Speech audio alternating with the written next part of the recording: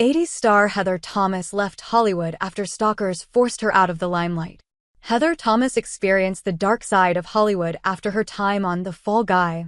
Thomas revealed on the Still Here Hollywood podcast that after her time on the hit show, she was bombarded with scary situations involving stalkers. Thomas was on The Fall Guy from 1981 until the series concluded in 1986.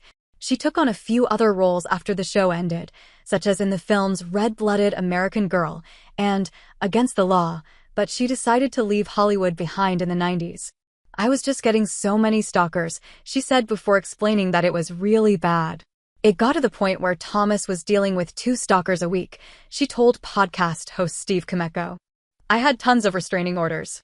I had 2 little girls, and a guy was jumping our gate with a giant buck knife. In those days, I don't know if this is true now, but people would fixate.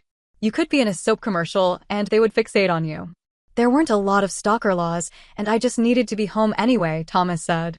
She described her experience as being scary, and even received some threatening items in the mail.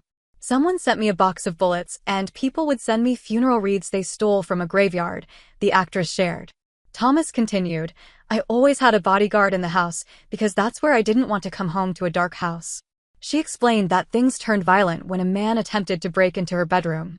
"I had one guy one night cut my screen in my bedroom and got in, and I shot him," she said while clarifying that she had rock salt in her firearm. Thomas is still unsure if the intruder ever went to jail. Thomas said that she has not been open about her stalkers in the past because she did not want to be labeled as the lady that was stalked. During the podcast episode, Thomas also discussed being sexualized in Hollywood. "I think there's a certain amount of disassociation," she said, of the industry. "It was really my business.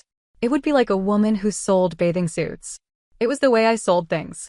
Thomas said she was happy with her body because she worked hard for it.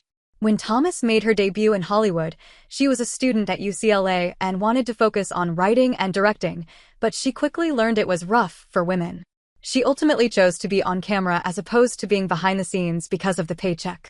Thomas said she was making so much money that she chose the path of least resistance.